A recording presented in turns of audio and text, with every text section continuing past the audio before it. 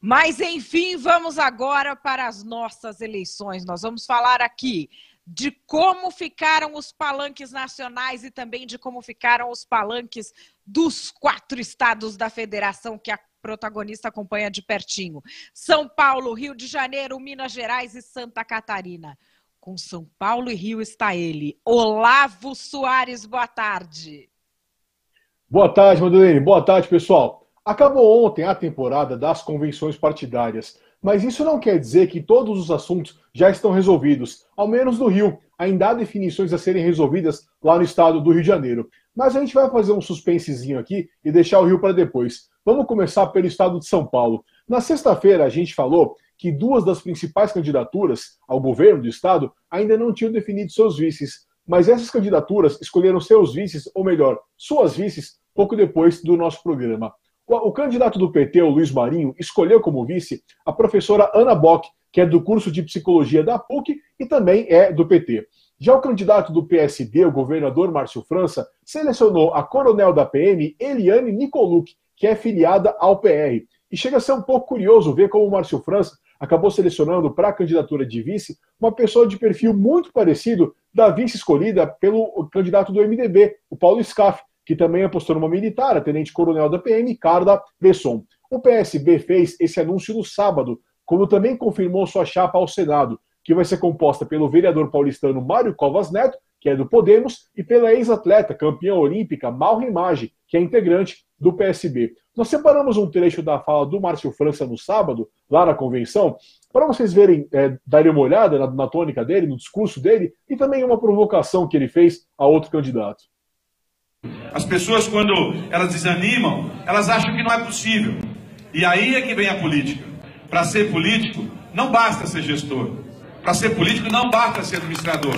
Não basta. É importante ser gestor. É importante ser administrador. Mas é muito mais importante você incentivar as pessoas, liderar as pessoas, apontar os caminhos e, acima de tudo, gerar nas pessoas esperança. Porque as pessoas precisam de esperança. O alvo dessa provocação do Márcio França, claro, foi o candidato do PSDB, o João Dória, que foi eleito prefeito de São Paulo em 2016, falando justamente que não era um político e sim um gestor.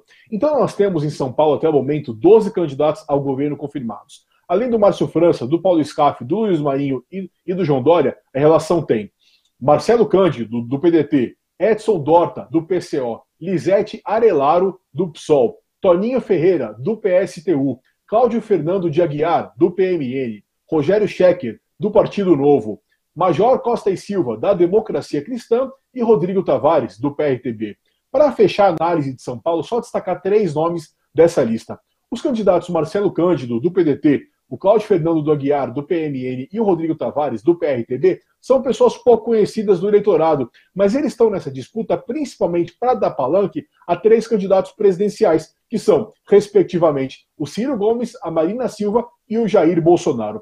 Vamos então falar agora do Rio de Janeiro. Como a gente conversou no começo, o fim da temporada de convenções não eliminou ainda definições a serem feitas no Rio. Por exemplo, o PCdoB fez uma convenção no fim de semana, com toda a pompa e circunstância, para anunciar a candidatura ao governo do Leonardo Giordano, que é vereador de Niterói.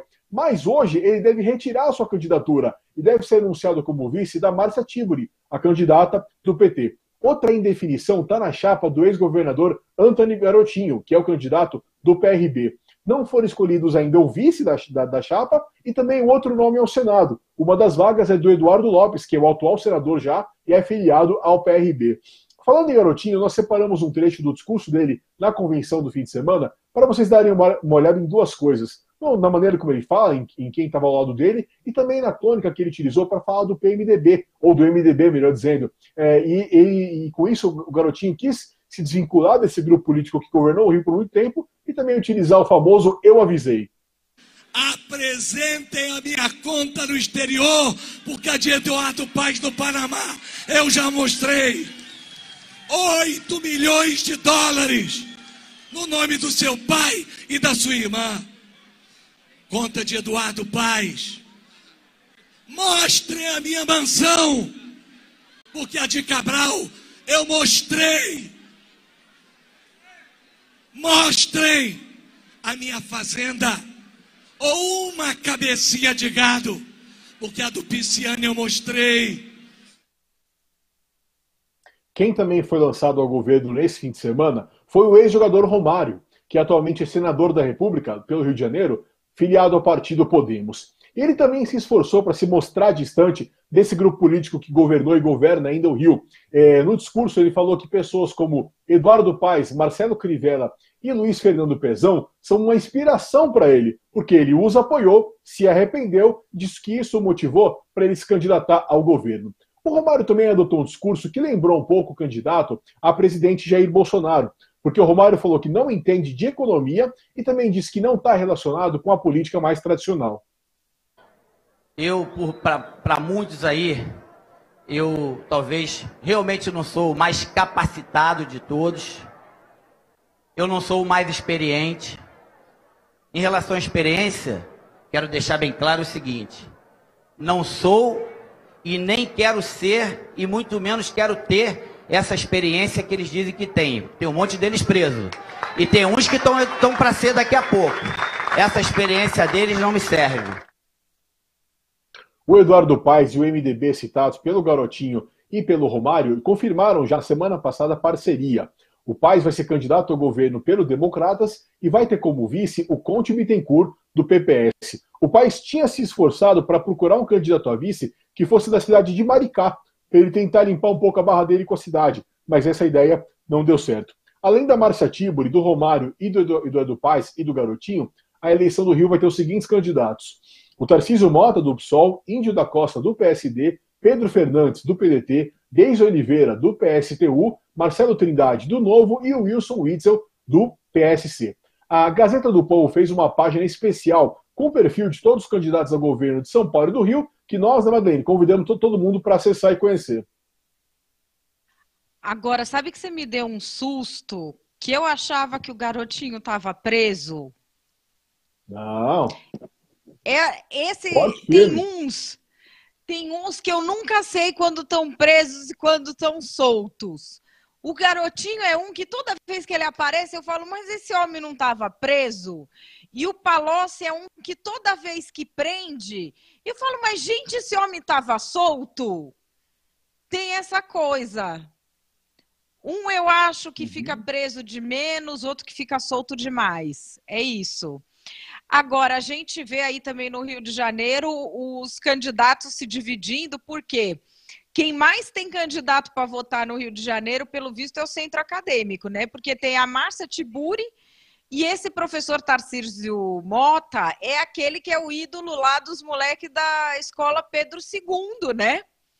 Que é a escola toda luxuosa lá, é o ídolo dos moleques que foram de saia, que fizeram... O que mais que eles fizeram de protesto? É todos uns protestos de menino rico, que eu não compreendo muito bem, porque eu não tive a felicidade de ter uma infância tão protegida quanto a deles. Mas, enfim, esses protestos, sabe menino que não tem problema na vida? E aí ele precisa criar um problema para parecer que tem emoção, assim, quando ele está adolescente? Então, ele é o herói dessa moçada aí. Então, eles têm muito candidato, esses meninos.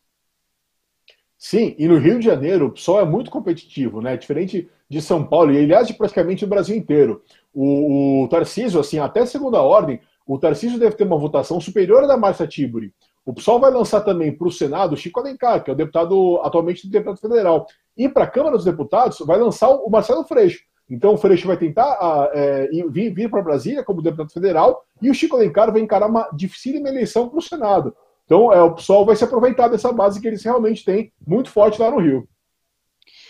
O Rio de Janeiro realmente tem um cenário bem diferente do cenário do resto do país.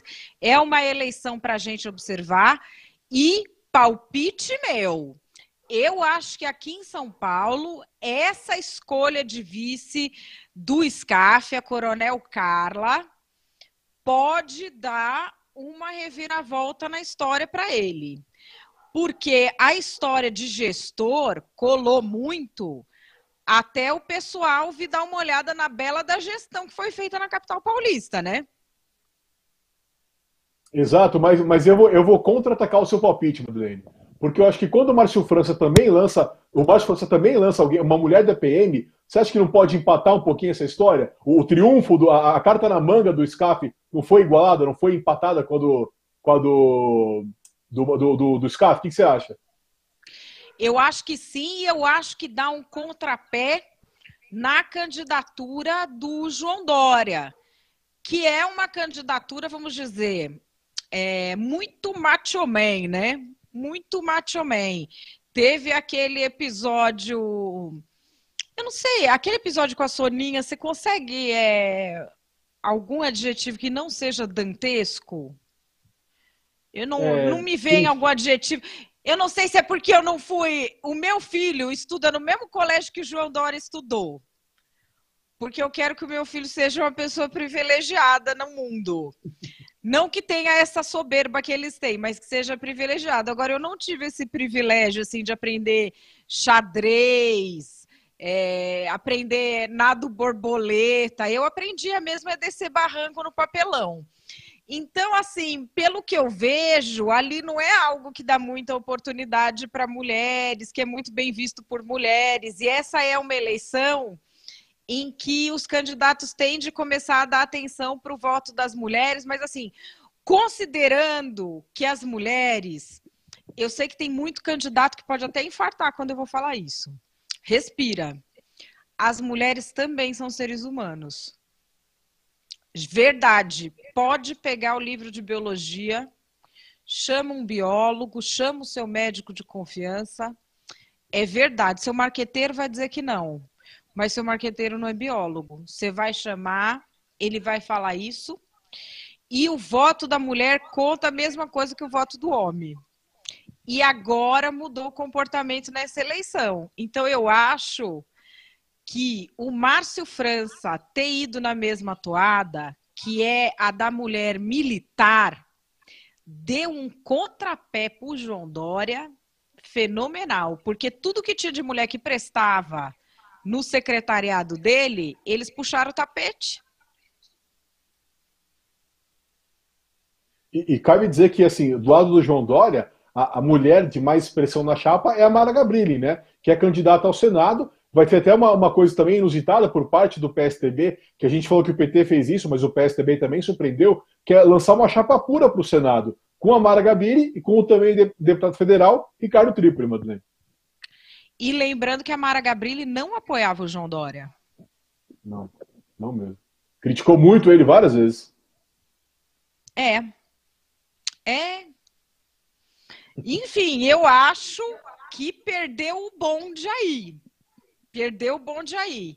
Não sei se isso assim é o suficiente para o cara não ganhar para nada, mas que os outros viram nessa brecha da não preocupação com as mulheres um meio de capitalizar eleitorado, isso sem dúvida nenhuma eles viram. Vamos ver agora daqui para frente como é que a coisa fica, Olavo.